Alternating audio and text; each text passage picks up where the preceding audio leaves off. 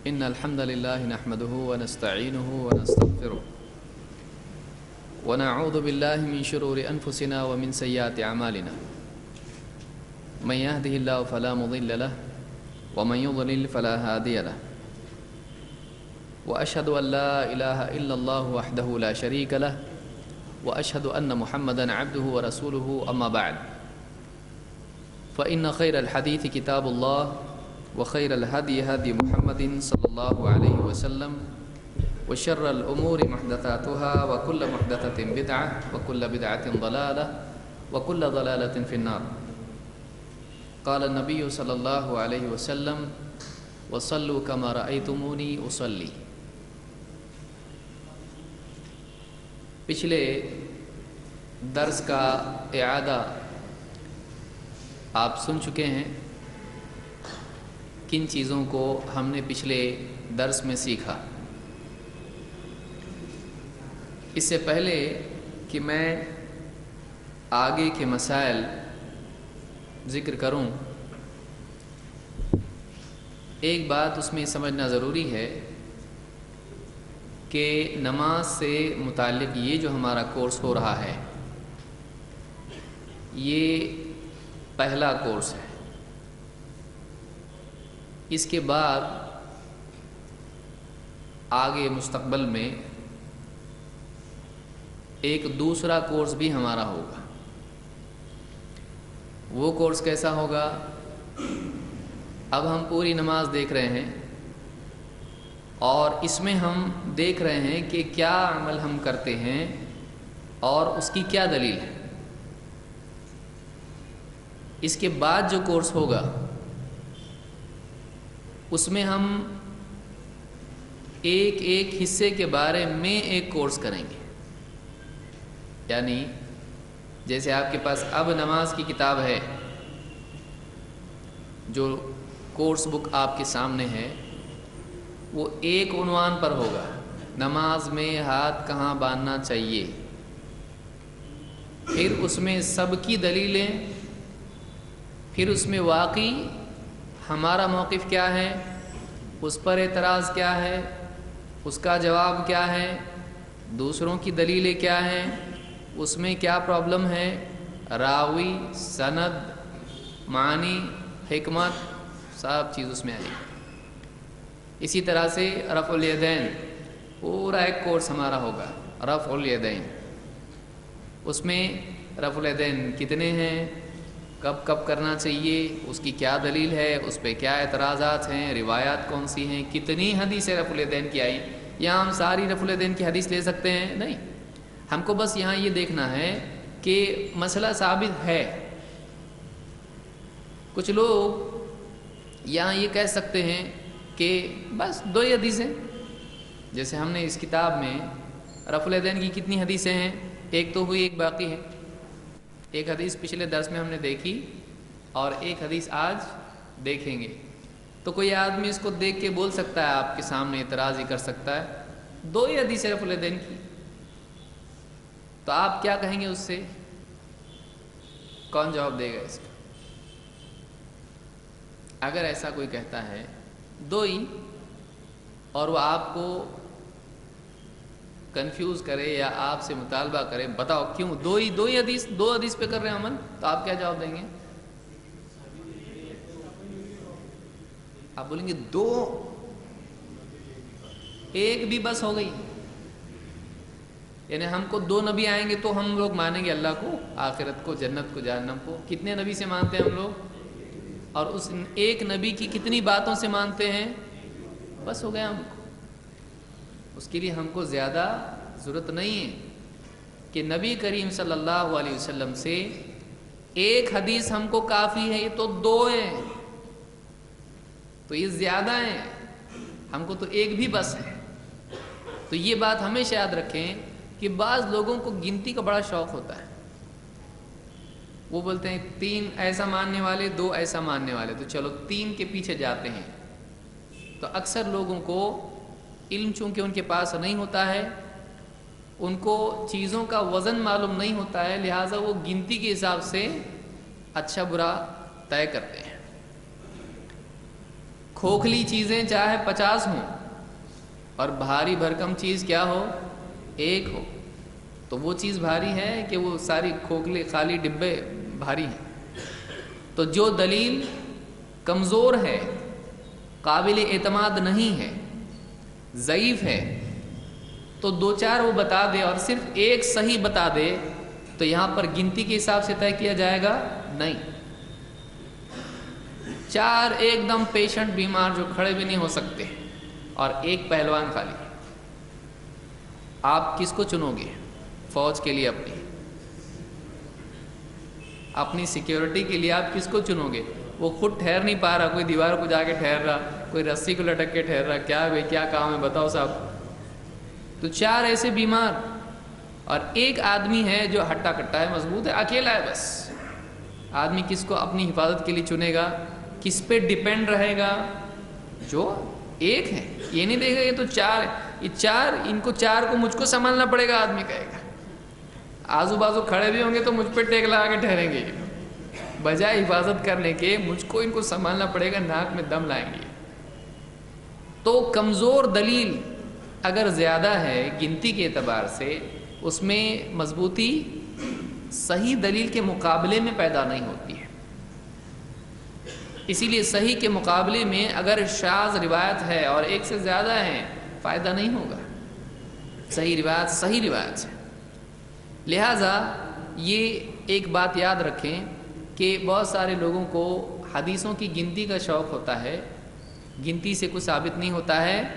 صحیح روایت ایک بھی ہو کافی ہے، لیکن ضعیف روایتیں، مردود روایتیں آدمی پیش کرتا چلا جائے، اس سے کچھ ثابت ہوتا نہیں ہے۔ اس کے قواعد جو ہم حدیث کے اصولوں میں دیکھ چکے ہیں کہ کون سے قواعد ہیں حدیث کی تقویت کے اور کیا ہے، وہ تفصیل ہم آگے بھی آئے گا انشاءاللہ۔ تو بہرحال خلاصہ کلام یہ کہ یہ جو ہمارا کورس چل رہا ہے، اس میں ہم کیا کرنا ہے کی دلیل دیکھیں گے، لوگ کیا کرتے ہیں کی دلیل ہم، اب کوئی ہاتھ چھوڑ کے پڑھ رہا ہے، جیسے مالکیہ میں ہاتھ چھوڑ کے پڑھتے ہیں، تو ہم اس پر یہاں بحث کریں گے نہیں۔ کیوں؟ اس لیے کہ ہم کرنا شروع کر دیں اگر ایسا، تو ہم لوگ قیام ہی میں کئی مہینے گزار لیں گے، کیونکہ ایسے کئی مسائل ہوتے ہیں جیسے ہاتھ اٹھانے کے بارے میں، تو صرف ہاتھ اٹھانے کے بارے میں ہم اگر بحث شروع کر دیں اور فلاں کا قول یہ ہے، فلاں کا قول یہ ہے، ہاتھ کندھوں تک اٹھانا چاہیے، کیسے اٹھانا چاہیے، کیا تفصیل ایک دم باریکی میں جائیں اگر، تو ہمارا کورس جلدی مکمل نہیں ہوگا، ہماری نماز جلدی مکمل نہیں ہوگی۔ لہٰذا اس کورس میں ہمارا مقصود یاد رکھیں، کیونکہ بہت سارے لوگوں ایسا ہوتا ارے یہ حدیث اس میں میں ایک کتاب میں پڑھا تھا، یہ حدیث اس میں نہیں ہے، واقعی نہیں ہے، اس میں نہیں ہوگی۔ کیوں؟ اس لیے کہ اس میں پوری کتاب نہیں ہے۔ امام البخاری کی صرف رفع الیدین کے بارے میں کتاب ہے، تو کیا آپ پوری کتاب اس میں شامل کرنا چاہتے ہیں؟ نہیں۔ تو اس بات کو یاد رکھیں کہ ہم یہاں پر کیا کریں گے، ہر مسئلے کے لیے ایک دلیل بھی مل جائے تو ہمارے لیے کافی ہے۔ ضروری نہیں کہ اتنی ہی دلیل اس کی ہو۔ کوئی آدمی کتاب دیکھے گا بس تمہاری اتنی دلیلیں، ہمارے پاس دیکھو اتنی بڑی ہمارے عالم صاحب نے لکھی ہے اور اس کی اور ایک جلد ہے، تو کون کیا کتنا لکھ رہا ہے، وہ کوئی مضبوطی نہیں ہوتی اس میں۔ یہ دیکھنا چاہیے کہ ایک بات سے، ایک حدیث سے بھی مسئلہ ثابت ہو جاتا ہے، ہمارے لیے اتنا ہی کافی ہے۔ مزید اور دلائل مختلف کتابوں میں موجود ہیں۔ تو پچھلے درس میں ہم نے عبداللہ ابن عمر رضی اللہ تعالیٰ عنہ کی حدیث دیکھی تھی، یاد ہے؟ یہاں تک ہم پہنچے تھے، صفحہ نمبر 9 یا آگے گئے تھے؟ وہیں پہ رکے تھے نا؟ کیا روایت ہے؟ پوری روایت بتانے کی ضرورت نہیں۔ عبداللہ ابن عمر رضی اللہ تعالیٰ عنہ کے بارے میں ہے، رأیت النبی صلی اللہ علیہ وسلم افتتح التکبیر فی الصلاۃ، نماز میں آپ تکبیر شروع کرتے، فرفع یدیہ حین یکبر، تو اللہ کے نبی صلی اللہ علیہ وسلم نے اپنے دونوں ہاتھ اٹھائے جب آپ نے تکبیر کہی، حتی یجعلہما حذو منکبیہ، یہاں تک کہ آپ صلی اللہ علیہ وسلم نے، یہاں تک ہم لوگ، یہ حدیث ہماری ہو گئی یا باقی ہے؟ ہو گئی؟ نہیں ہوئی؟ اس سے پہلے کی حدیث دیکھیں ہم لوگ، کہ عبداللہ ابن عمر رضی اللہ تعالیٰ عنہ کے بارے میں نافع کی روایت دیکھے ہیں، ان کا اپنا عمل ہے. یہاں تک ہوا ہے؟ ہاں وہی آگے سے یہیں سے شروع کرنا ہے. رفع الیدین میں ہاتھ ہم اٹھائیں گے تو کندھوں تک بھی اٹھا سکتے ہیں. کندھے کہاں ہوتے ہیں؟ یہاں تک بھی اٹھا سکتے ہیں اور کانوں تک بھی اٹھا سکتے ہیں. لیکن کانوں کو سنبھالنا غلطی ہو گئی، معاف کرو اللہ. تو یہ جو کان پکڑنے کا جو معاملہ ہے، بعض لوگ کان اس کو اس طرح سے کرتے ہیں، تو یہ ثابت ہے نہیں. آپ کو کون بولا یہاں ٹچ کرنے کے لیے کنیکشن اس طرح سے کر کے میں سن رہا ہوں؟ تو کوئی ضرورت اس کی نہیں ہے. کانوں کو اس طرح سے چھونا یا اس کو ضروری سمجھنا یہ ثابت نہیں ہے. ہاں کانوں تک اٹھاتے تھے، ورنہ کندھوں تک اٹھاتے تھے. کوئی بولتا ہے نہیں کانوں تک جب اٹھاتے تو ایسا کرنے میں پرابلم کیا ہے؟ کیونکہ کانوں تک نہیں گئے تو پھر کوئی آدمی کہے گا کندھوں تک ایسا اٹھاتے تھے. ضروری ہے چھونا کندھوں کو؟ نہیں، کندھوں تک اٹھاتے تھے اور کانوں تک اٹھاتے تھے.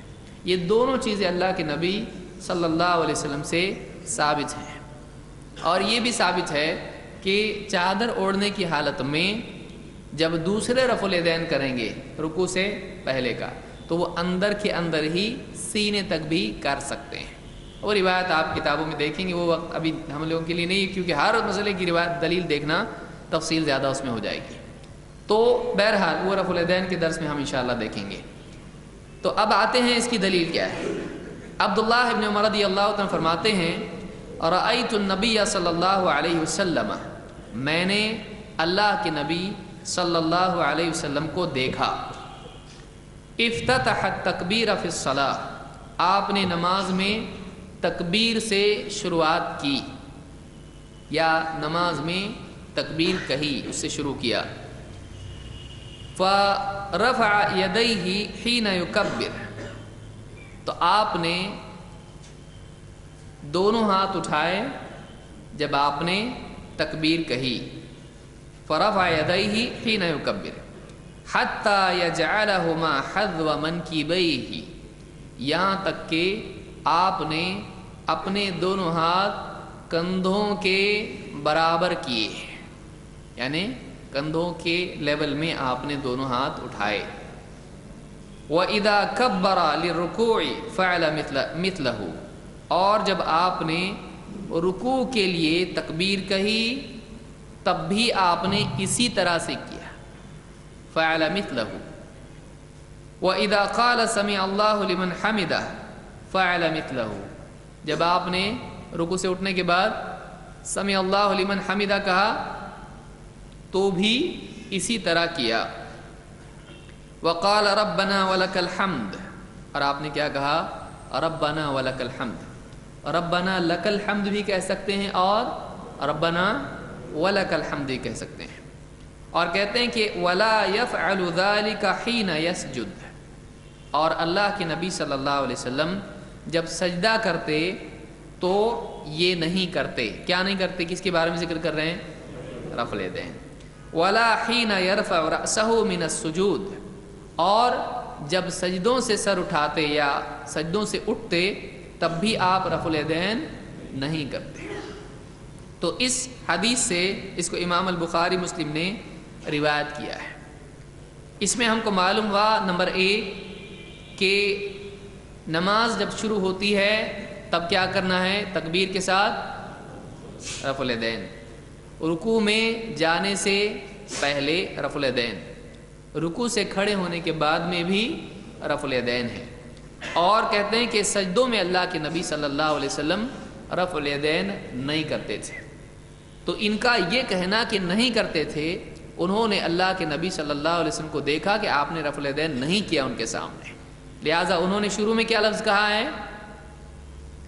رأیت النبی، میں نے کس کو دیکھا؟ اللہ کے نبی صلی اللہ علیہ وسلم کو دیکھا. تو انہوں نے دیکھا کہ اللہ کے نبی صلی اللہ علیہ وسلم نے سجدے میں جاتے وقت میں اور سجدے سے اٹھتے وقت میں آپ نے رفع الیدین نہیں کیا. تو سجدوں میں رفع الیدین نہیں ہے. بعض علماء نے بات کہی ہے کہ کبھی کبھار، کیونکہ بعض صحابہ سے یہ چیز آئی ہے کہ انہوں نے بیان کیا، اس میں اختلاف ہے، انشاءاللہ ہم تفصیل سے اس کو بعد میں دیکھیں گے. تو انہوں نے کہا کہ کبھی کبھار اگر آدمی کرتا ہے تو وہ چلے گا، اس لیے کہ یہاں صحابی نے اس کا کیا کیا ہے؟ انکار۔ دو باتیں اس میں سمجھ لیجیے اب۔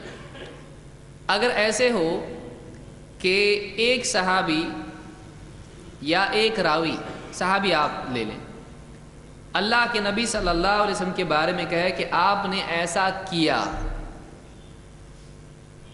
اور 1 2 3 4 کچھ چیزیں وہ ذکر کریں، اور دوسرا صحابی دوسری روایت میں اللہ کے نبی صلی اللہ علیہ وسلم سے وہی عمل ذکر کرے لیکن اس کا کچھ حصہ چھوڑ دے، تو کیا چھوڑے ہوئے حصے کو اس کا انکار مانا جائے گا؟ نہیں یا ہاں؟ کیوں نہیں؟ ہاں، انہوں نے اس کا انکار، بالکل صحیح ہے، انہوں نے پہلے حصے کا انکار نہیں کیا ہے۔ جیسے ہم اپنی آسان روزانہ کی زبان میں واقعات میں ہم کیا کرتے ہیں؟ ہم کہتے ہیں کہ کل احمد صاحب آئے تھے ہمارے یہاں پر، اور دوسرا آدمی کہا کہ فلاں صاحب کے گھر پہ احمد بھائی اور زید بھائی دونوں آئے تھے۔ آپ کیا کریں گے؟ کتنا چھوٹا آدمی ہے، بولیں گے ایسا؟ یہ بولتا ہے احمد بھائی آئے، وہ بولتا ہے احمد بھائی اور زید بھائی ہے، دونوں جھوٹ بول رہے ہیں، ٹکرا رہی بات، ٹکرا رہی کیا نہیں ٹکرا رہی؟ نہیں ٹکرا رہی؟ تو ہم یہاں پر کیا کہتے ہیں؟ کیوں نہیں ٹکرا رہی بولتے ہیں ہم؟ اس میں حل کیا نکالتے ہیں ہم؟ کون آیا تھا؟ ہاں، یاد رہے گی یہ مثال؟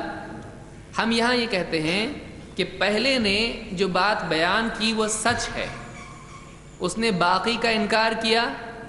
اگر وہ کہے احمد بھائی اس وقت کوئی نہیں آیا، اور یہ کہے احمد بھائی بھی آئے اور زید بھائی بھی آئے، تو اب کیا ہو رہا ہے؟ اب ٹکراؤ ہو رہا ہے، اب ٹکراؤ ہو رہا ہے کہ دو میں سے ایک کو لیا جائے، کیونکہ یہ دوسرے کا کیا کر رہا ہے؟ انکار کر رہا ہے۔ لیکن کیا پھر بھی دونوں صحیح ہو سکتے ہیں؟ نہیں، کیا ہاں ہو سکتے ہیں؟ کیسے؟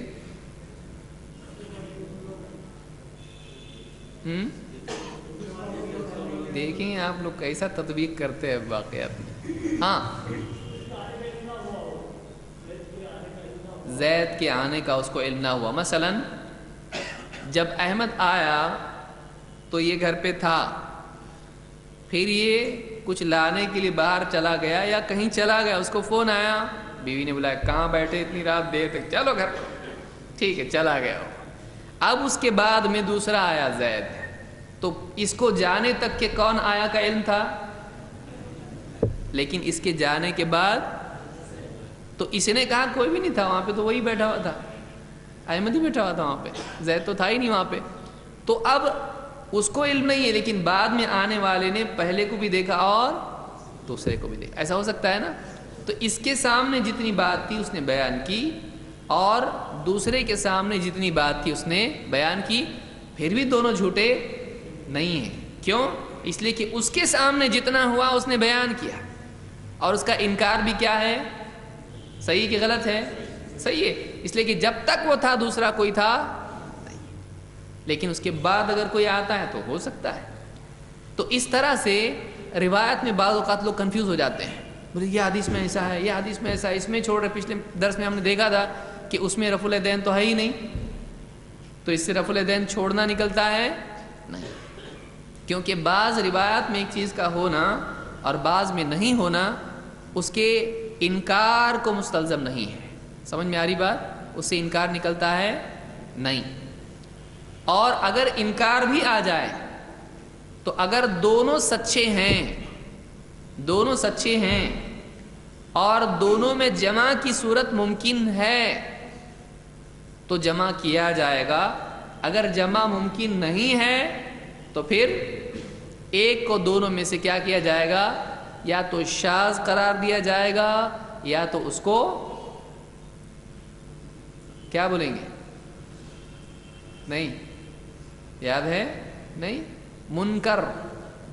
دیکھیے شاذ اور منکر کی تعریف کون بیان کرے گا؟ कुछ लोग बोलेंगे यहाँ कहीं को लेके आए, कौन बताएगा शाज और मुनकर? ठीक है, सिर्फ शाज कौन बताएगा?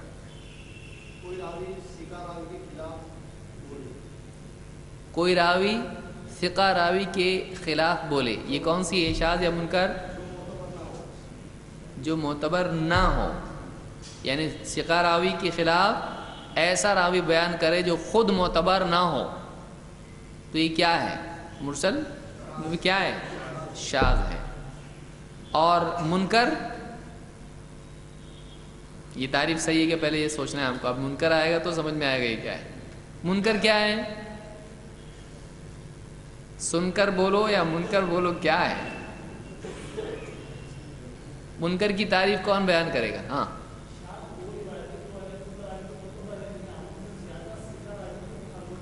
बिल्कुल सही, बिल्कुल सही।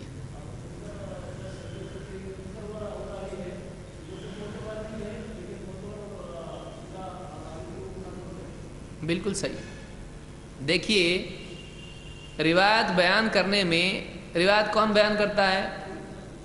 रावी। और रावी से गलती हो सकती है कि नहीं? हो सकती है। तो अब रावी दो किस्म का होगा, या तो वो मोतबर होगा या तो मोतबर नहीं होगा। अब दो रावियों की बात टकरा रही है, न्यूज़ लेके आए दोनों, अल्लाह के नबी सल्लल्लाहु अलैहि वसल्लम ने ऐसा किया, एक ने कहा नहीं। सहाबा में ऐसा होता है, सहाबा सब के सब क्या हैं? मोतबर हैं। ये नहीं कहेंगे एक मोतबर नहीं, लेकिन बात के रावियों की बात कर रहा हूँ, और सहाबा का भी हम देखेंगे कि दो रावी हैं। अब एक रावी दूसरे रावी से टकराने वाली बात पेश कर रहा है। अगर ये खुद मोतबर है और अपने से मोतबर रावी से टकराने वाली खबर दे रहा है, तो उसकी खबर को क्या कहेंगे? शाज। मोतबर ज़्यादा मोतबर से टकराने वाली बात पेश कर रहा है, तो अब दो में से किसकी लेना? क्योंकि जमा मुमकिन है नहीं है। दोनों को जैसे मैंने ज्वाइन करके बताया, ऐसा हो सकता है, वैसा नहीं हो पा रहा है, तो फिर अब ऐसा कोई आदमी कहे आज जुमा है, कोई आदमी कहे नहीं आज जुमेरात है, पहले दोनों में जमा मुमकिन है? हो सकता है जमा मुमकिन नहीं। दोनों एक दिन या तो जुमा होगा या तो जुमेरात होगा। ज़बरदस्ती उसको जमा करने की कोशिश कर सकते हैं, 12 के पहले 12 के बाद, ऐसा कुछ भी कर सकते हैं आप लोग, नहीं। तो कभी ऐसा होता है कि मोतबर रावी अपने से मोतबर रावी के बिलमुकाबिल रिवायत बयान करता है, तो जो कम मोतबर है उसकी रिवायत को क्या कहते हैं? शाज। क्या वो मोतबर नहीं है लेकिन कैसा है? थोड़ा कच्चा, उससे ज़्यादा पावरफुल से टकरा रही बात उसकी। और अगर रावी खुद गैर मोतबर है और एक मोतबर रावी से टकराने वाली बात, रिवायत, खबर, हदीस पेश कर रहा है, तो जो गैर मोतबर है उसकी रिवायत को क्या कहते हैं? मुनकर। मुनकर। समझ में आया? याद रहेगा ये। बहुत सारे लोग इसमें हदीस के उसूल में मौजूद नहीं थे, और जो थे वो भी मौजूद शायद नहीं थे। तो ये जो दुरूस हमारे पिछले हुए हैं, इनको आप सुनते रहें, यहाँ तक कि आपको मुनकर ये सब दुरूस सुनकर याद हो जाए। आपको याद होना चाहिए सब चीज़ें, क्योंकि आगे आप दावत का काम अगर करना चाहते हो और हदीसों के सिलसिले में फ़िक़ही एतबार से नताइज वगैरह जो भी है मालूम करना चाहते हो, उलमा की बात समझना चाहते हो, ये आपको मालूम होना चाहिए। यह ऐसा नहीं कि मैंने कोर्स किया, स्कूल के जैसा नहीं है कि 9वीं पास हुई तो 10वीं में 9वीं का याद नहीं आ रहा कुछ भी। ये ज़िंदगी भर काम आएगा, लिहाजा आपको ये सीखना है, कोर्स फिनिश नहीं करना है। ठीक, चलिए। तो इस रिवायत में अब्दुल्लाह इब्न उमर रज़ियल्लाहु ताला की रिवायत में यहाँ पर मालूम हुआ कि हाथों का कहाँ तक उठाना है? कंधों तक। तो अब यहाँ बाज़ सहाबा ने इनकार किया, कहा कि वला यफ़अलु ज़ालिका हीन यसजुद, सजदे में आप ऐसा नहीं करते थे। जब सजदा करते थे, यसजुद, जब आप सजदा करते तो ऐसा नहीं करते। वला हीन यरफ़अु रअसहु मिन अस्सुजूद, और उस वक्त भी नहीं करते थे जब आप सजदे से सर उठाते थे। तो इब्न उमर के मुताबिक सजदे में जाते वक्त اور سجدے میں سے سر اٹھاتے وقت کوئی رفع الیدین نہیں ہے۔ لیکن بعض روایات میں بعض صحابہ سے سجدوں میں بھی رفع الیدین ملتا ہے، جس کی بنیاد پر بعض علماء نے، جیسے شیخ الالبانی نے بھی کہا کہ کبھی کبھی آدمی سجدوں میں بھی رفع الیدین کرے۔ ایسا کیوں؟ اس لیے کہ اگر اللہ کے نبی صلی اللہ علیہ وسلم کا ہمیشہ رفع الیدین سجدوں میں کرنے کا معمول ہوتا تو کیا کوئی صحابی اس کا انکار کرتے؟ تو انہوں نے انکار کیوں کیا؟ کیا یہ اس روایت میں رفع الیدین ذکر کر رہے ہیں؟ ایک بھی نہیں۔ رفع الیدین ذکر کر رہے ہیں کہ نہیں کر رہے ہیں؟ تو اگر سجدے میں کرتے تو وہ بھی ذکر کرتے، لیکن یہاں پر کیا کر رہے ہیں؟ کچھ رفع الیدین بتا رہے ہیں کہ آپ نے کیا اور کچھ کا انکار کر رہے ہیں۔ تو جو انہوں نے دیکھا وہ بیان کیا، جو نہیں دیکھا وہ بیان۔ اچھا، عبداللہ ابن عمر رضی اللہ تعالیٰ عنہ جو ہیں یہ بالکل آپ کی سنتوں کے پابند صحابی ہیں، باقی بھی تھے لیکن یہ باریکی سے دیکھتے تھے، اور ہر چیز جہاں سفر میں اللہ کے نبی صلی اللہ علیہ وسلم نے استنجا کیا ہو یہ بھی خود وہاں کرتے تھے کہ یہ جگہ ہمارے نبی نے چنی اس کام کے لیے تو میں بھی اسی کام کے لیے اس کو اسی جگہ کو چنوں گا۔ اتنے پابند، جس پیڑ کے نیچے اللہ کے نبی صلی اللہ علیہ وسلم آرام کرتے یہ بھی اس پیڑ کے نیچے آرام کرتے۔ تو ایسا نہیں کہ بس ایسی بول دیا نہیں کرتے تھے، نہیں، انہوں نے دیکھا اللہ کے نبی کو اور اتنے سال آپ کے ساتھ رہے۔ تو اگر آپ نے عمل کیا ہوتا ان کے سامنے ایک بھی بار تو یہ بتا دے کہ نہیں، تو معلوم ہوا کہ ان کے سامنے کبھی بھی رفع الیدین ہوا نہیں ہوا۔ تو اگر پابندی سے یہ رفع الیدین آپ کرتے تو ان کے سامنے آتا، یہ انکار نہیں کرتے۔ لیکن جنہوں نے ذکر کیا ہے تو انہوں نے دیکھا کہ آپ نے کیا، تو اس سے علماء نے جمع یہ کیا کہ عام طور سے نہیں کرتے تھے، اس لیے کہ بہت قریبی صحابی ہیں وہ بیان کر رہے ہیں کہ نہیں کرتے تھے۔ لیکن ایک صحابی وائل ابن حجر ہیں، انہوں نے کہا کہ آپ کو میں نے دیکھا آپ نے کیا، تو دونوں کو ہم جھٹلا سکتے ہیں؟ نہیں، بشرطے کہ دو میں سے ایک روایت کیا نکلے، ضعیف یا شاذ یا اس طرح کی کوئی روایت ہو۔ ہم رفع الیدین کے باب میں اس کی تفصیل انشاءاللہ دیکھیں گے۔ تو ان دونوں کو جمع اس طرح سے کیا جا سکتا ہے کہ عام طور سے رفع الیدین سجدوں کا نہیں کرتے تھے، لیکن کبھی کر لیا تو فلاں صحابی نے دیکھ لیا۔ یہ ہم زیادہ سے زیادہ اس مسئلے میں کہہ سکتے ہیں۔ تو بہرحال اس سے جو اصل مسئلہ ہم نے لیا وہ یہ کہ رفع الیدین میں کندھوں تک دونوں ہاتھ اٹھانے کا ثبوت ہم کو ملتا ہے، اور ضمناً کئی مسائل اس میں ہمارے سامنے آ گئے۔ ایک اور مسئلہ اس میں یہ بھی ہے کہ کیا نماز کی تکبیر جو پہلی ہے وہ نماز میں ہے یا نماز کے باہر ہے؟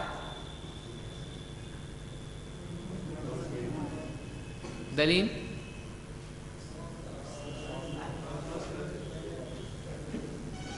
کیا ہے؟ تو وہ جو تکبیر ہے وہ نماز میں ہے کہ نماز کے باہر ہے؟ کیسے معلوم پڑا آپ کو؟ ہاں، اس کے بغیر نماز مکمل نہیں ہوگی۔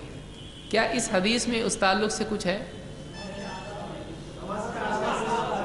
ہاں، دیکھیے الفاظ میں، اور اردو چھوڑ دیجیے، آپ اردو سے کچھ بھی نہیں ہوتا، میں عربی کے الفاظ آپ کو بتا رہا ہوں، اس میں آپ سمجھیے، کیونکہ ترجمہ کرنے میں الفاظ کی عبارات الگ الگ ہو سکتی ہیں، لیکن آپ اس کو سمجھ لیجیے۔ کہتے ہیں کہ رأیت النبی صلی اللہ علیہ وسلم میں ہے، رأیت النبی صلی اللہ علیہ وسلم، میں نے اللہ کے نبی صلی اللہ علیہ وسلم کو دیکھا، افتتح التکبیر فی الصلاۃ، آپ نے تکبیر شروع کی نماز میں، یعنی آپ نے نماز کا آغاز کس سے کیا؟ تکبیر سے۔ تو یہاں پر فی الصلاۃ کے معنی کیا ہے؟ فی کے معنی عربی زبان میں کیا ہے؟ میں۔ نماز میں جب آپ نے تکبیر شروع کی تو تکبیر کہاں ہے؟ احناف کے نزدیک تکبیر نماز میں نہیں ہے پہلی۔ اب آپ بولیں گے کیا عجائب بات آپ ہمارے سامنے ذکر کر رہے ہیں، یہ آپ کو معلوم رہے اس کے لیے میں بتا رہا ہوں کہ حنفی مذہب میں جو پہلی تکبیر ہے وہ نماز میں نہیں ہے، وہ نماز میں نہیں ہے۔ اور حالانکہ حدیث میں ہے کہ وہ تحریمھا التکبیر، کہ نماز کی حرام کرنے والی چیز کیا ہے؟ تکبیر ہے۔ تو کہتے ہیں کہ تو نماز کی حرام کرنے والی چیز تکبیر ہے، تو اس سے نماز سے کیا ثابت ہوا؟ وہ باہر ہے، صحیح ہے۔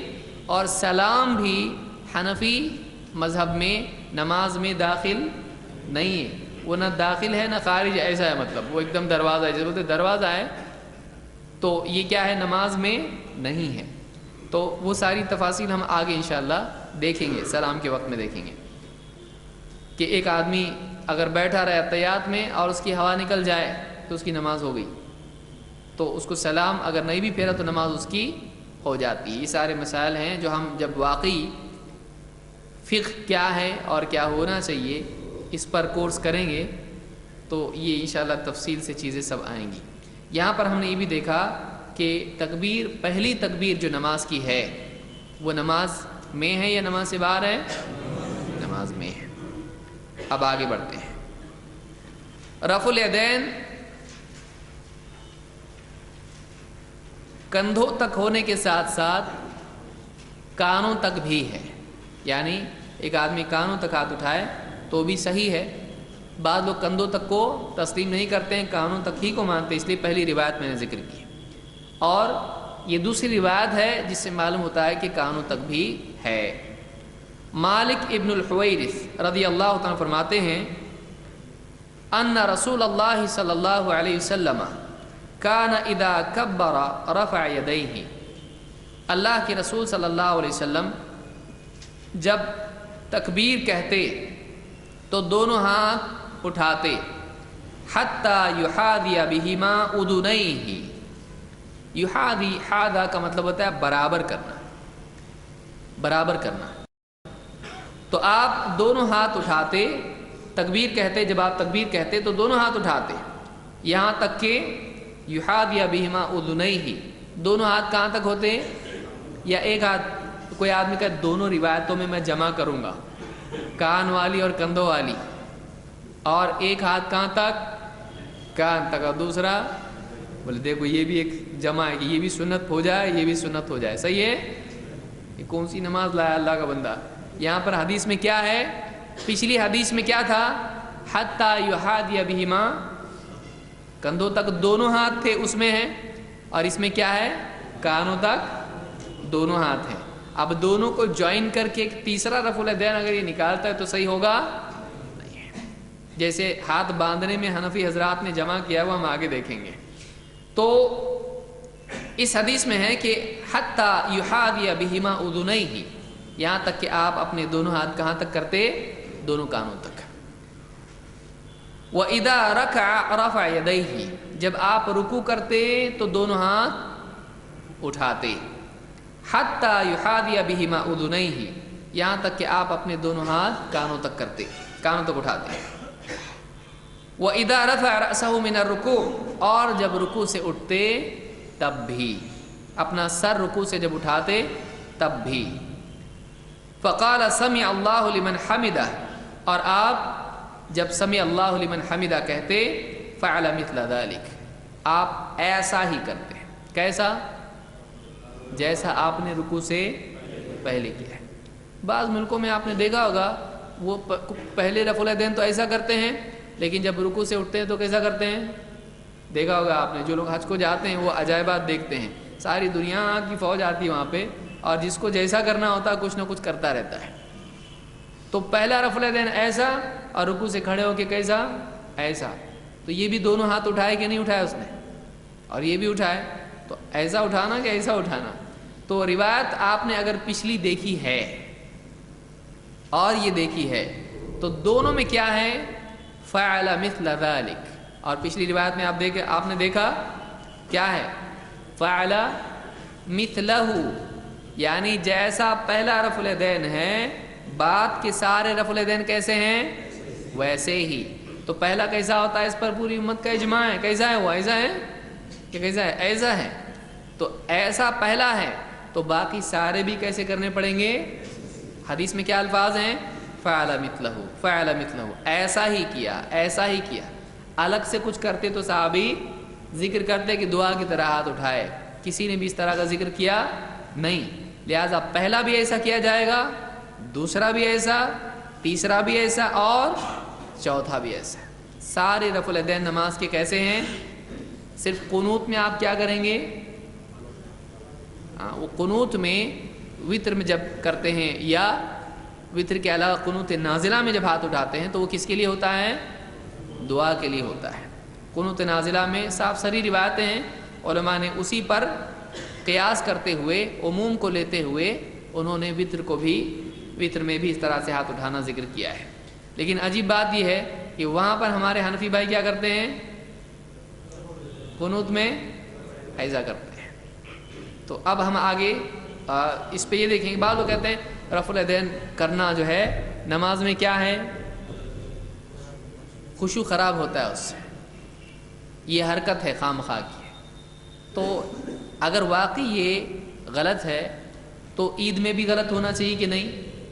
عید میں بھی نماز کی خشوع کے خلاف ہونا چاہیے کہ عید میں چلتا، خشوع نہیں بھی رہا تو چلے گا، نماز میں نہیں، وہ بھی نماز ہے۔ اگر آپ عام دنوں میں نماز میں رفع الیدین کرنا برا ہے اور منع ہے، بعض لوگ کہتے ہیں منع کیا اللہ کے نبی صلی اللہ علیہ وسلم نے کہ میں کیا دیکھتا ہوں کہ تم سرکش گھوڑوں کی دم کی طرح ہاتھ اٹھاتے ہو، نماز میں سکون اختیار کرو۔ کہتے دیکھو نماز میں سکون ہونا چاہیے۔ تو ہمارا سوال یہ ہے کہ جب نماز میں سکون اختیار کرنا ضروری ہے تو پھر روزانہ کی نماز میں اور عید کی نماز میں آپ کیوں اس اصول کو بھول جاتے ہو؟ روزانہ کون سی نماز؟ وتر کی نماز میں تیسری رکعت میں ہمارے حنفی بھائی رفع الیدین کرتے کہ نہیں کرتے؟ تو یہ جو ہے یہ چھوٹ کیوں گیا؟ جب سب آپ نے کینسل کر دیے، یہ کیسے رہ گیا؟ اس کو بھی تو بند کرنا چاہیے تھا۔ اور پھر عید کے دن تو ایک نہیں 6 زائد تکبیریں اور ان سب میں رفع الیدین ہے۔ تو پھر اگر یہ نماز کے سکون کے خلاف ہے تو پھر عید میں رفع الیدین کیوں آیا؟ لا محالہ جواب ہمارا حنفی بھائی کیا دے گا؟ وہ ثابت ہے۔ تو ہم کہیں گے پھر یہ کیا ہے؟ یہ بھی تو ثابت ہے۔ آپ نے کہا کہ سکون کے خلاف ہے تو پھر یہ بھی سکون کے خلاف ہے۔ لیکن اگر آپ نے کہا سکون کے خلاف باقی ہیں، یہ نہیں ہے کیونکہ یہ ثابت ہے، تو ہم کہیں گے جو باقی ہیں وہ ثابت نہیں ہے کیا؟ جب وہ ثابت ہے نا تو پھر آپ اس کو بھی کیوں نہیں کرتے؟ سمجھ میں آ رہی بات؟ کہ ایک آدمی اپنے مسئلے کو ثابت کرنے کے لیے کئی بہانے تلاش کرتا ہے، یہ نہیں ہونا چاہیے۔ آدمی جو ثابت ہے نبی صلی اللہ علیہ وسلم سے اس پر عمل کرے۔ بہرحال اس کی تفصیل ہم انشاءاللہ جب رفع الیدین کا کورس کریں گے اس میں دیکھیں گے۔ تو مالک ابن حویرث رضی اللہ تعالیٰ عنہ، حویرث کیسے پڑھتے ہیں اس کو؟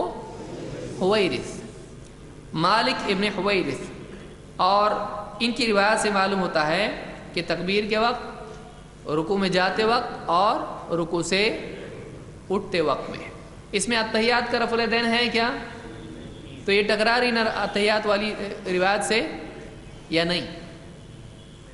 کیا یہ روایت اس روایت سے، پہلی روایت سے ٹکرا رہی ہے جو عبداللہ بن عمر کی ہم نے دیکھی تھی کہ وَإِذَا قَامَ مِنَ الرَّكَعَتَيْنِ، جب رکعتین سے، 2 رکعتوں سے اٹھتے تب بھی رفع الیدین کرتے؟ کیا ہے اس سے ٹکرا رہی ہے؟ نہیں، یہاں نہیں۔ اس کو کیا کہا جائے گا؟ اس روایت میں کہا جائے گا، یہ اصول ہے کہ اس میں جتنی بات بیان ہوئی ہے اس میں اس کا انکار ہے نہیں، اور اس میں زائد بات ہے۔ اس میں کیا ہے؟ زائد بات ہے، ایکسٹرا بات اس میں آ رہی ہے، تو اس کو اور اس کو ملا کر پوری بات لی جائے گی کہ پورے رفع الیدین جو ہے اتحیات کے بعد بھی رفع الیدین ہے، کیونکہ انہوں نے اس کا انکار کیا ہے نہیں کیا ہے۔ اب آگے آئیے ہاتھ باندھنے کے بارے میں۔ نماز میں قیام میں دائیں ہاتھ سے بائیں ہاتھ کو پکڑنا، روایت میں دونوں طرح کی باتیں آئی ہیں، ہاتھ پکڑنا اور ہاتھ رکھنا۔ اس کو کہیں گے امسکا، اس کو کہتے ہیں اخذا، اس طرح کے الفاظ حدیث میں آئے تو پکڑنا، اخذا پکڑنا، अमसका पकड़ना, या इसी तरह से वदा, वदा का मतलब होता है रखना, वदा रखना, तो वदा का भी लफ्ज़ हदीस में आया है और अखदा और अमसका का लफ्ज़ भी हदीस में आया है। इससे हमारे नज़दीक, अहले हदीस के नज़दीक ये उसूल है कि चूँकि अल्लाह के नबी सल्लल्लाहु अलैहि वसल्लम से हाथ पकड़ना भी साबित है और हाथ रखना भी साबित है, ये रखना हुआ ये पकड़ना हुआ, तो हम दोनों भी सही मानते हैं। ये नहीं कहते हैं कि हाथ पकड़ना चाहिए, ये नहीं कहते कि हाथ रखना चाहिए। जो आदमी हाथ पर हाथ रखे ये भी सही है, और अगर वो पकड़े हाथ से हाथ दूसरे को तो ये भी सही है। कभी ऐसा किया कभी वैसा किया, कोई मसला नहीं है। लेकिन हनफी हजरात के यहाँ कैसा है? नहीं, आप दोनों को जमा करें। कैसे? पकड़ने का भी जिक्र है, रखने का भी जिक्र है, तो आप रखें और पकड़ें। कैसा? ऐसा कि 3 उंगलियां आप रखेंगे और ये जो छोटी, ये जो किनारे की और ये किनारे की, इन 2 उंगलियों से आप क्या करेंगे? ये पकड़ेंगे। 2 उंगली से पकड़ना होता, ये पकड़ना हुआ और ये रखना हुआ, तो 3 उंगलियां इस तरह से रखी जाएं और ये 2 उंगलियों से पकड़ा जाए, ताकि पकड़ने की हदीस पे भी अमल हो जाए, रखने की हदीस पे भी अमल हो जाए। तो वैसे ही हुआ जैसे आदमी कहे कि एक ऐसा और एक ऐसा रफुल यदैन में, तो कहाँ जमा होगा कहाँ नहीं होगा ये भी आदमी को देखना चाहिए। ये जो सूरत है कि 2 उंगलियों से पकड़ा जाए और 3 उंगलियां रखी जाएं, अब कोई आदमी कहे नहीं, 1 उंगली रखी जाए और इस तरह से पकड़ा जाए, कोई कहेगा नहीं 2 उंगली रखी जाए और इस तरह से पकड़ा जाए, तो टोटल कितने हो गए? 3 कौल हो गए, है ना? 3 कौल हो गए, 1 उंगली वाला, 2 उंगली वाला, 3 उंगली वाला। अब इनमें से सुन्नत क्या है? आप 3 ही क्यों बोले? आप 3 ही क्यों बोले? और 2 ही उंगली से पकड़ना कहाँ से आया? इसकी कोई दलील है? कोई दलील नहीं है, इसकी कोई दलील नहीं है। लिहाजा अगर हमारा कोई हनफी भाई, वो अब देखिए हमारे भाई हैं, वो हमारे दुश्मन हैं, बाद लोग थोड़ा सा गुस्से में आते हैं, देखो वो कुरान हदीस के खिलाफ कर रहे हैं। ऐसा नहीं करना चाहिए, आदमी को सब्र बाकी रखना चाहिए, समझाना चाहिए, लोगों को बताना चाहिए, मोहब्बत से समझाइए। अगर हमारा कोई हनफी भाई कहता है कि एक मसला हमारा बता दो, ऐसा क्या मसला जो कुरान हदीस से टकराता हो या साबित ना हो, हम कहेंगे कि भाई आप नमाज में हाथ इस तरह से बांधते हो कि 3 उंगली और 2 उंगली का ये जो पूरा आपका नेटवर्क है इस तरह का, ये आप किसी सही सरी गैर मुआरिज हदीस से साबित कर दो। ये क्या है? वो हमको बोलते तो हम भी उनको बोल रहे हैं। सही हदीस होना चाहिए, और सरी यानी क्या मतलब? बहुत सारे लोग सुनेंगे ये क्या है, ये नया ही है, सरी सरी सही सरी और गैर मुआरिज। सही हदीस होना चाहिए, ज़ईफ नहीं। 2 सरीह होना चाहिए। सरीह का मतलब क्लियर कट, उसमें से मसला निकाल रहे हैं, इससे ऐसा समझ में आता है, उतना मत करो। ऐसे अल्फाज वाज़े होना चाहिए, 2 उंगली से ऐसा करे, 3 उंगली से ऐसा करे, टोटल कितनी हुई? 5। तो ऐसा तफसील और सराहत, क्लियर लफ्ज़ इसके अंदर होना चाहिए। तो हदीस कैसी हो? सही। और कैसी हो? सरी। और गैर मुआरिज या गैर मुआरब, ऐसी हदीस जिसके मुआरिज कोई नहीं हो, यानी उससे टकराने वाली कोई हदीस होना चाहिए नहीं। है कुछ ऐसा? तो आप बताएं कि लाइए। इसलिए कि अहले हदीस जब कोई भी बात बयान करते होते, नहीं नहीं नहीं, आप एक सही सरी गैर मुआरिज हदीस हमको बताइए हर मसले में। ठीक है, एक ही मसला शुरू करते हैं। आप जो हाथ बांधते हो, अब देखिए हाथ बांधना किधर, वो तो बात का मसला है। सीने पे, नाक के ऊपर, नाक के नीचे बांधने का मसला किधर हुआ? वो बाद में आ रहा है। उससे पहले क्या हुआ? आदमी क्या करेगा? ऐसा करता ना कि ऐसा रख के फिर ऐसा करता कुछ तो भी। पहले आदमी हाथ पकड़ लेता, उसके बाद में बांधता है ना। तो आप पहले पकड़ोगे कैसे हाथ? बांधने का मसला तो बात का है। کہاں باندھا جائے، لیکن اس میں انگلیوں کا جو ڈیزائن آپ کا ہے اس کی دلیل کیا ہے، کہاں سے لایا آپ؟ قرآن میں ہے، حدیث میں ہے، اجماع اس پر ہے، کس چیز پہ قیاس کیا اس کو آپ نے؟ اور امام ابو حنیفہ رحمۃ اللہ علیہ کا قول ہے، یہ کہاں ہے، لائے کہاں سے بھائی، آپ ذرا بتاؤ تو صحیح ہم کو۔ تو اس کی کوئی دلیل نہیں، بولے تو اس میں پکڑنا بھی آ رہا اور رکھنا بھی آ رہا، تو اس میں کیوں نہیں آ رہا، اس میں کیوں نہیں آ رہا؟ تو اس طرح سے بعض اوقات ایک آدمی ایسے عجیب و غریب استنباط کرتا ہے اور مسائل اس میں سے نکالتا ہے، اس کی کوئی دلیل نہیں ہے، اس کی کوئی دلیل نہیں ہے۔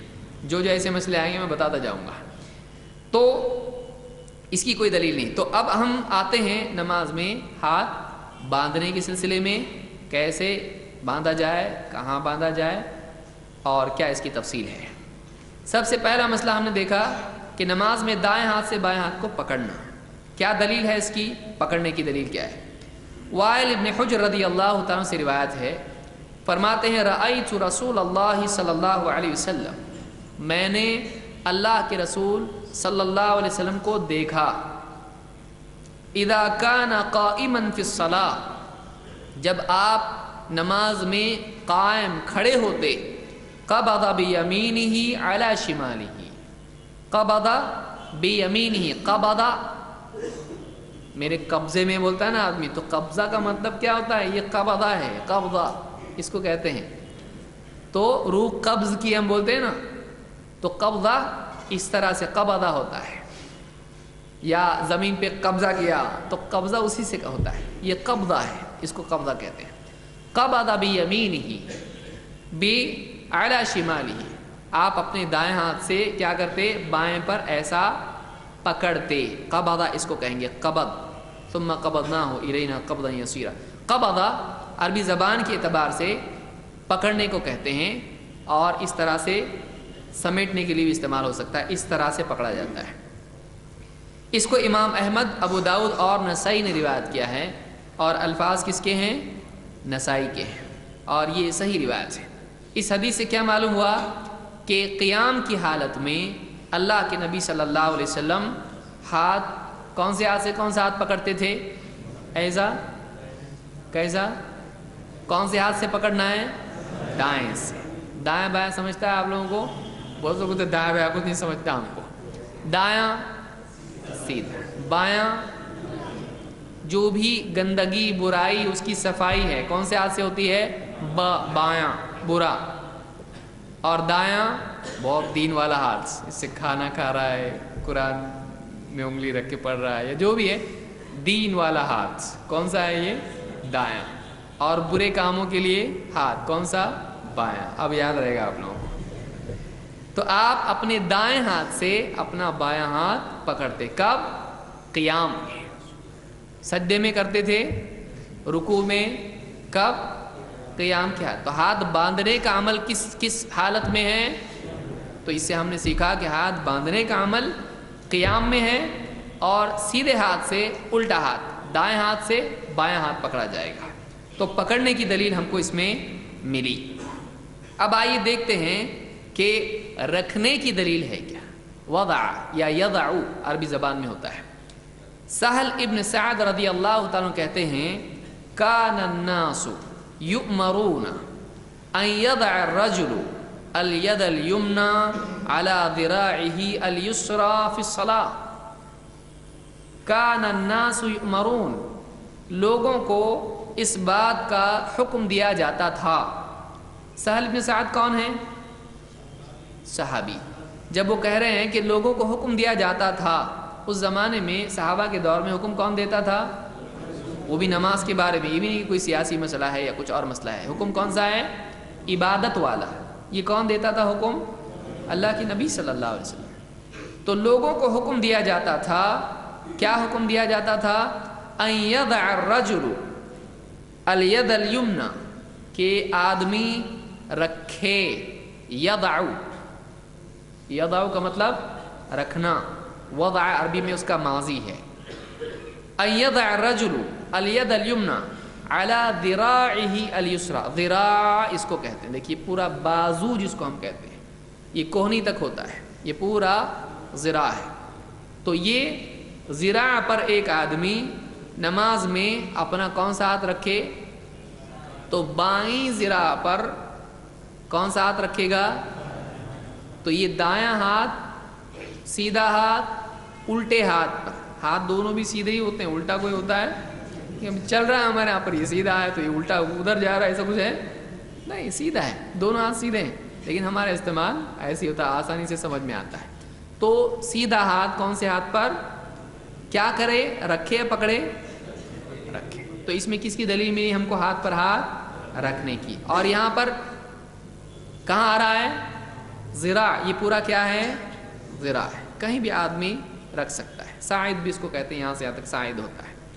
تو ذراع پر نماز میں ہاتھ رکھنے کا ہم کو حکم دیا جاتا تھا۔ تو نماز میں ہاتھ، کون سا ہاتھ کس پر رکھنا چاہیے؟ چاہے آپ پکڑیں یا رکھیں، اوپر کون سا ہاتھ ہونا چاہیے؟ دایاں ہاتھ۔ یہ جو حدیث میں نے بیان کی ہے یہ کون سی کتاب میں ہے؟ صحیح البخاری میں ہے، کتاب الاذان میں ہے۔ وہ کتاب الاذان نہیں ہے، کیا ہے؟ آذان۔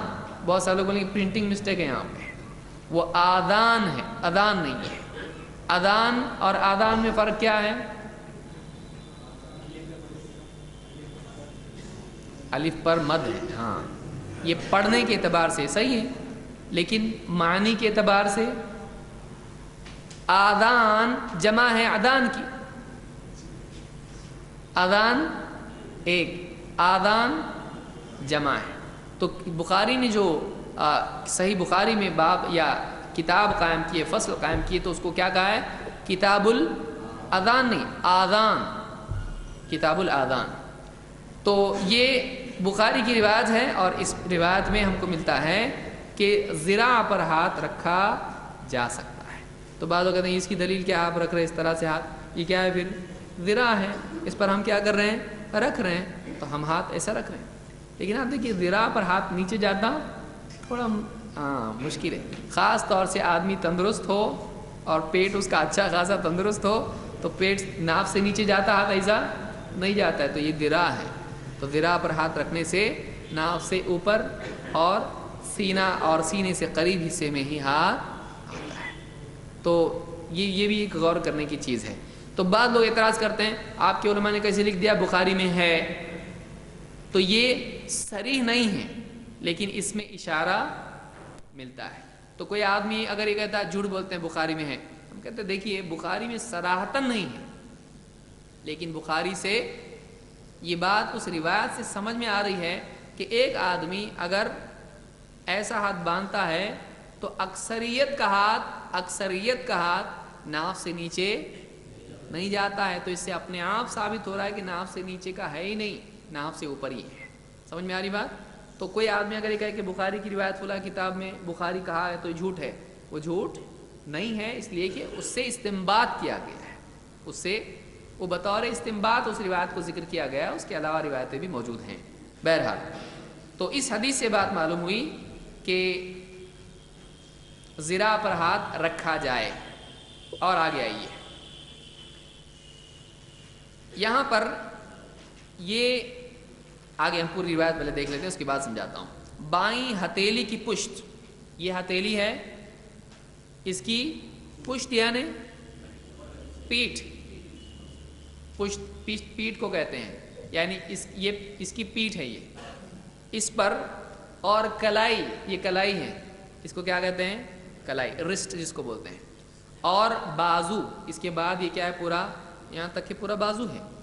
تو ہتھیلی اور کلائی اور اسی طرح سے بازو، اس پر ہاتھ رکھنا، یہ بھی ہم کو نبی کریم صلی اللہ علیہ وسلم سے ملتا ہے۔ آئیے دیکھیے، قلت، وائل ابن حجر کہتے ہیں، یہی راوی جنہوں نے پہلے روایت نقل کی تھی، وہ کہتے ہیں قلت لأنظرن الى رسول اللہ صلی اللہ علیہ وسلم کیف یصلی، میں ضرور دیکھوں گا اللہ کے رسول صلی اللہ علیہ وسلم کو کہ آپ کیسے نماز پڑھتے ہیں، کیف یصلی، کیسے نماز پڑھتے ہیں۔ قال، انہوں نے کہا، فنظرت الیہ، فنظرت الیہ تو میں نے دیکھا آپ کو، یا میں نے آپ کی طرف نظر کی. نظرہ عربی زبان میں اردو کا ہے، نظر کرنا، دیکھنا، نظر. فنظرت الیہ میں نے آپ کی طرف دیکھا. قام اللہ کے نبی صلی اللہ علیہ وسلم کھڑے ہوئے. قام کا مطلب کھڑے ہونا. قام آپ کھڑے ہوئے. فکبر پھر آپ نے تکبیر کہی. ورفع یدیہ حتی حادتا اذنیہ آپ نے تکبیر کہی اور دونوں ہاتھ اٹھائے یہاں تک کہ ہاتھ کہاں تک پہنچے؟ اذنیہ کانوں تک پہنچے، کان کو چھونا نہیں، کان تک پہنچے. ثم وضع یدہ الیمنی پھر آپ نے رکھا اپنا ہاتھ، کون سا؟ اس کو کہتے ہیں یمنا، اس کو کہتے ہیں یسرا. پہلا دوسرا عربی کے حساب سے کیا کہیں گے؟ یمنا یمین، یمین دائیں کو کہتے ہیں اصحاب الیمین، اور اس کو شمال بھی کہتے ہیں یا یسرا کہتے ہیں. تو یمنا سیدھا ہاتھ، یسرا آپ الٹا ہاتھ یا بایاں ہاتھ، دایاں بایاں، یمنا یسرا. یاد رکھیے عربی زبان دھیرے دھیرے بہت ساری چیزیں ہم لوگوں کو یاد ہو جائیں گی. تو آپ نے دونوں ہاتھ اٹھائے، کانوں تک ہوئے دونوں ہاتھ، اور ثم وضع یدہ الیمنی پھر آپ نے رکھا اپنا دایاں ہاتھ کہاں؟ علی ظہر کفہ اپنی کلائی کے یا اپنی ہتھیلی کی پشت پر. اور والرسغ یہ کیا ہے؟ رسغ، اور یہ کیا ہے؟ ساعد، یہ ساعد ہے. تو اس پر، اس پر اور اس پر کیسا رکھ سکتے؟ ایسا ایسا ایسا نہیں. علماء نے کہا دیکھو یہ ایسا ہے. تو جو پہلی روایت آئی تھی کس کی؟ سہل بن سعد الساعدی کی، جس میں آیا تھا کہ آپ نے اپنے بازو پر اس طرح سے ہاتھ رکھا. تو یہ تینوں ہی سے ایسا نہیں، ایسا نہیں، سمجھ میں آ رہا ہے؟ کیسا رکھا؟ ایسا نہیں، بلکہ آپ نے پورا اس طرح سے یہ ہتھیلی کی پشت بھی، اور اسی طرح سے کلائی بھی، اور اسی طرح سے بازو بھی، ان تینوں پر آپ نے اس طرح سے ہاتھ رکھا. یہ نہیں کہ آپ نے ایسا اس کو چھوڑ کے اس طرح سے پکڑا. کوئی آدمی ایسا بھی تو نکال سکتا ہے نا کہ ایسا رکھا آپ نے، ایسا نہیں، بلکہ کیا ہے یہ پورا کا پورا اس کے اوپر یہ الٹے ہاتھ پر یہ سیدھا ہاتھ ایسا آ رہا ہے. تو اس طرح سے آدمی رکھے. یہ حدیث میں ہم کو ملتا ہے. اب اس میں تو اور بھی مشکل ہو جاتا ہے، جس میں کلیئر آیا ہے کہ برابر یہ کیا ہونا چاہیے؟ اس پر بھی ہاتھ آنا چاہیے، اس پر بھی ہاتھ آنا چاہیے، اور اس پر بھی ہاتھ آنا چاہیے. تو اگر برابر ایسا آدمی کرے تو نیچے جائے گا کہ اوپر آئے گا؟ یہ اوپر ہی اوپر جا رہا ہے. تو اس روایت سے بھی یہ معلوم ہوتا ہے کہ ہاتھ اوپر ہی جاتا ہے. کوئی دبلا پتلا آدمی ہو تو جاتا نہیں چاہیے، لیکن عام طور سے لوگوں کو نہیں جاتی. پھر میں نے کہا اکثریت کو نہیں آتا ہے، اکثریت نہیں کر سکتی ایسا. تو ثم وضع یدہ الیمنی علی ظہر کفہ الیسری والرسغ والساعد کہ آپ نے بائیں ہتھیلی کی پشت پر اور کلائی پر اور اپنے بازو پر ہاتھ رکھا. اس کو امام احمد اور ابو داؤد نے روایت کیا، اور الفاظ کس کے ہیں؟ ابو داؤد کے ہیں، اور یہ روایت سند کے اعتبار سے صحیح ہے. تو اس سے رکھنے کی ایک اور کیفیت ہم کو، رکھنے کی تفصیل ملی، ہاتھ رکھنا اس کی تفصیل ہم کو ملی ہے. ایک مسئلہ اس میں یہ بھی اختلافی ہے علماء کے مابین کہ رکوع سے پہلے کے قیام میں ہاتھ باندھنا ہے یا رکوع کے بعد بھی ہے. کیونکہ ہم لوگ کیا کرتے ہیں، رکوع سے پہلے تو ہاتھ باندھتے ہیں، جب رکوع میں جاتے ہیں اور اس کے بعد کھڑے ہوتے ہیں تو ہاتھ کیا کرتے ہیں؟ چھوڑ دیتے ہیں. تو رکوع کے بعد ہاتھ باندھنے کی کوئی ایسی روایت نہیں کہ آپ رکوع کے بعد ہاتھ باندھتے تھے. ایسی کوئی روایت ہے؟ ایسی روایت ہوتی تو سب کے سب کیا کرتے تھے؟ رکوع کے بعد بھی ہاتھ باندھتے تھے. لیکن ایسی کوئی روایت نہیں ہے جس میں رکوع کے بعد ہاتھ باندھنے کا ذکر ملتا ہو. پچھلی جو روایت ہماری تھی اس میں ہم نے دیکھا کہ کان اذا، یعنی اللہ کے رسول صلی اللہ علیہ وسلم جب قیام کی حالت میں ہوتے تھے، مسئلہ نمبر 12، کان اذا رأیت رسول اللہ صلی اللہ علیہ وسلم اذا کان قائما فی الصلاۃ، جب آپ نماز میں قیام میں ہوتے ہیں تو آپ کیا کرتے تھے؟ اپنے سیدھے ہاتھ سے دائیں ہاتھ سے آپ بائیں ہاتھ کیا کرتے تھے؟ پکڑتے تھے۔ اس طرح کی روایتیں یا اور بھی جو بھی روایتیں ہیں ان کی بنیاد پر بعض علماء نے کہا کہ دیکھیے قیام کی حالت میں کیا کرنا چاہیے؟ ہاتھ باندھنا چاہیے۔ اب اس میں تفریق نہیں ہے کہ رکوع سے پہلے کا قیام یا رکوع کے، ایک آدمی رکوع سے پہلے کھڑا ہے تو اس کو کیا کہیں گے؟ کھڑا ہوا ہے، اور رکوع کے بعد کیا بیٹھ گیا؟ رکوع کے بعد رکوع سے اٹھ کے بھی کیا کر رہا ہے وہ؟ ہمارے یہاں پر بعض اس کو قیام اور قومہ کہتے ہیں، حدیث میں اس طرح کا فرق نہیں ہے، اس کو قومہ نہیں کہا گیا حدیث میں۔ تو کچھ علماء نے اس سے استنباط کیا کہ رکوع سے پہلے اور رکوع کے بعد دونوں چونکہ قیام ہیں اور حدیث میں آیا ہے کہ آپ قیام میں ہاتھ باندھتے تھے، تو انہوں نے کہا کہ رکوع کے بعد بھی کیا کیا جائے گا؟ ہاتھ باندھا جائے گا۔ لیکن کسی بھی حدیث میں اس بات کی صراحت نہیں ہے کہ رکوع کے بعد آپ صلی اللہ علیہ وسلم کھڑے ہوئے اور آپ نے ہاتھ باندھا، کسی حدیث میں اس طرح کی کوئی صراحت نہیں ہے۔ تو اب یہ جو قیام ہے جو اس حدیث میں آیا ہے وہ کون سا ہے؟ پہلے کا ہے، بعد کا ہے؟ ایک قرینہ ہم کو آنے والی حدیث جو ہمارے سامنے ہے صحیح مسلم کی، اس سے ملتا ہے کہ وہ پہلا ہے، وہ پہلا قیام ہے جس میں آپ ہاتھ باندھتے تھے۔ کیوں؟ اس لیے کہ راوی نے پہلے قیام میں ہاتھ باندھنے کا ذکر کیا، لیکن رکوع سے اٹھنے کے بعد کا جو قیام ہے اس میں ہاتھ باندھنے کا ذکر نہیں کیا ہے۔ آئیے دیکھتے ہیں وہ کیا روایت ہے۔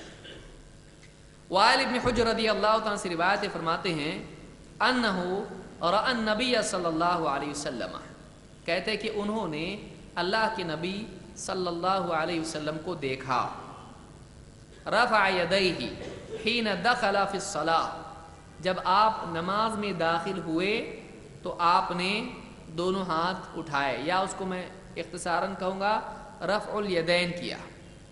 سب کو بولنے آتا ہے رفع الیدین؟ ہاں بولنے آتا ہے، تو رفع الیدین یا رفع یدین کیا۔ تو ابتدا میں آپ نے کیا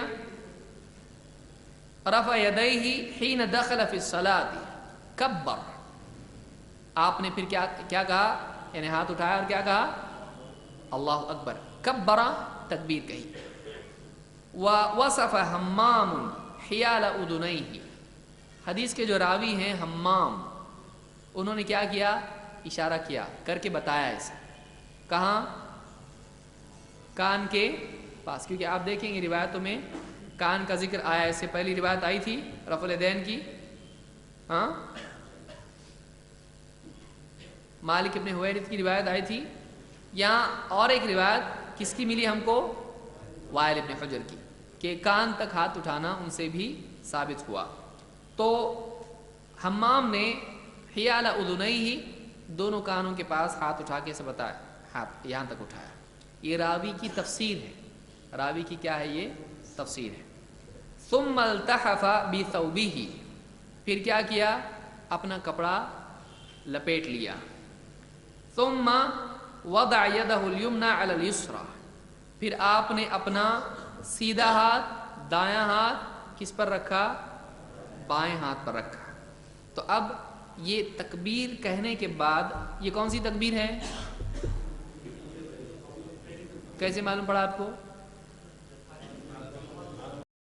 ہاتھ باندھنے کی وجہ سے، وہی تو اصل مسئلہ ہے۔ ہاتھ کہاں باندھیں گے بھائی؟ نماز میں جب آپ کیا ہوتے تھے؟ تو ابھی داخل ہونے کے وقت کی تکبیر ہے وہ، تو کون سی؟ پہلی کی دوسری؟ پہلی ہے، نماز میں داخل ہوتے وقت کی ہے، باہر سے اندر آ رہے ہیں ابھی نماز میں، تو پہلی تکبیر ہے۔ پھر آپ کیا کرتے ہیں؟ پہلی تکبیر کے بعد ہاتھ باندھ لیتے ہیں۔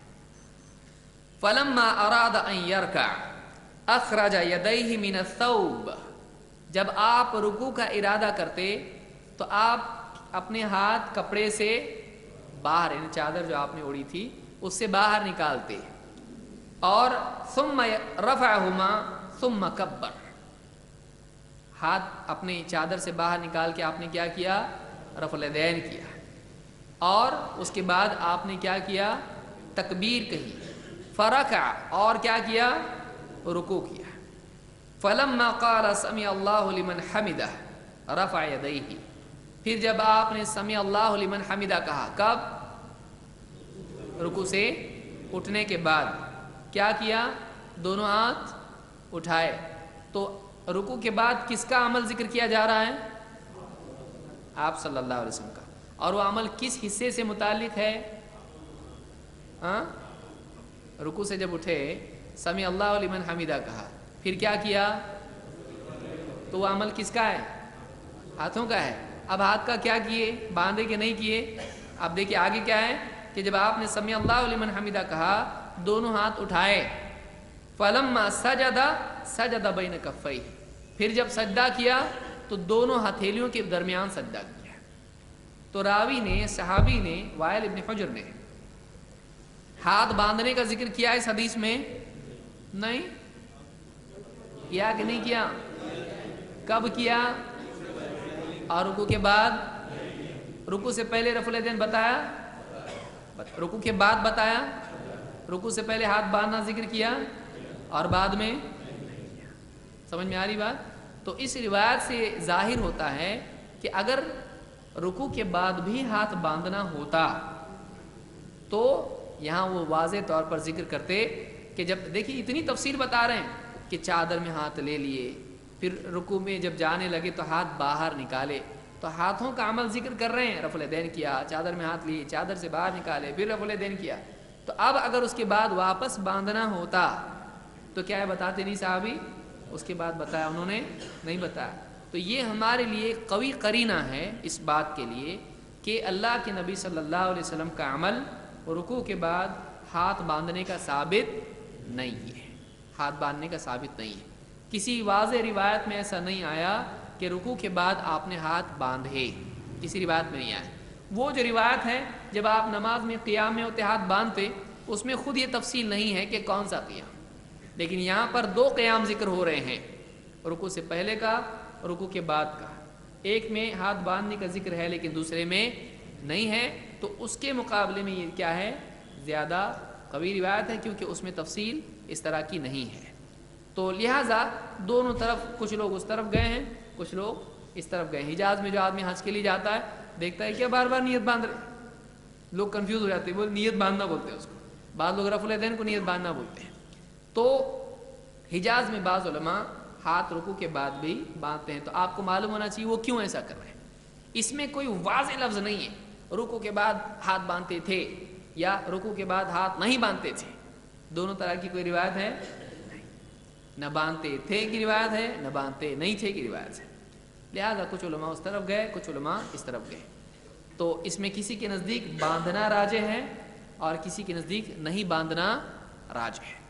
تو جس کا اطمینان جس بات پر ہے تحقیق کے اعتبار سے وہ ویسا عمل کرے. ہم کو اس روایت کی بنیاد پر اور صراحت نہیں ہونے کی وجہ سے عبادتی عمل میں دلیل ہونا چاہیے. ہم کہیں کہ باندھتے ہوں گے نا, نہیں کر سکتے ایسا. ہم اپنی طرف سے کچھ کر سکتے ہیں نہیں. اس لیے کہ کسی کو بھی آپ کہیں کھڑے ہو جاؤ تو وہ کیا کرے گا؟ ہاتھ باندھ کے کھڑے ہوگا؟ نہیں. کھڑے ہونے میں باندھنا ایک اضافی چیز ہے. سمجھ میں آ رہی بات؟ قیام جو ہے اس میں ہاتھ باندھنا ایک ایکسٹرا چیز ہے. تو وہ چیز رکوع سے پہلے بھی مذکور ہونا چاہیے اور رکوع کے بعد بھی مذکور ہونا چاہیے. جہاں اس کا ذکر ہے وہیں اس کو کیا جائے گا. اگر ذکر نہیں ہے تو عمل نہیں کیا جائے گا. اس کو یاد رکھیں گے. دیکھیے ہاتھ باندھنا نماز کے اعمال میں سے ہے. رکوع میں ہاتھ باندھتے ہیں, کوئی وہاں ذکر نہیں آیا ہے تو کوئی آدمی کوئی بھی عمل کر سکتا ہے نہیں. یا ایک آدمی کوئی بھی عمل اپنے طور پر کر سکتا ہے نہیں. نماز میں جتنے اعمال ہیں ان کا مذکور ہونا ضروری ہے. تو یہاں پر رکوع سے پہلے ہم کو ملتا ہے, رکوع کے بعد نہیں ملتا ہے. لہٰذا اس کی دلیل نہیں ہونے کی وجہ سے ہم نہیں کرتے ہیں. تو کوئی آدمی کہے گا ہم چھوڑ رہے کیسا؟ پھر ہم کہیں قیام میں اصل ہاتھ چھوڑ کے ہی کھڑا ہوتا ہے آدمی. جب کچھ ذکر کا جیب میں ڈالیں گے آپ ہاتھ کا کریں گے کیا؟ آپ ہاتھ کا کریں گے کیا؟ اس کا کچھ ذکر نہیں آیا تو آدمی نے چھوڑ دیا اس کو, کیونکہ اس کا کوئی عمل آیا, ذکر ہوا ہاتھ کا کیا عمل ہے.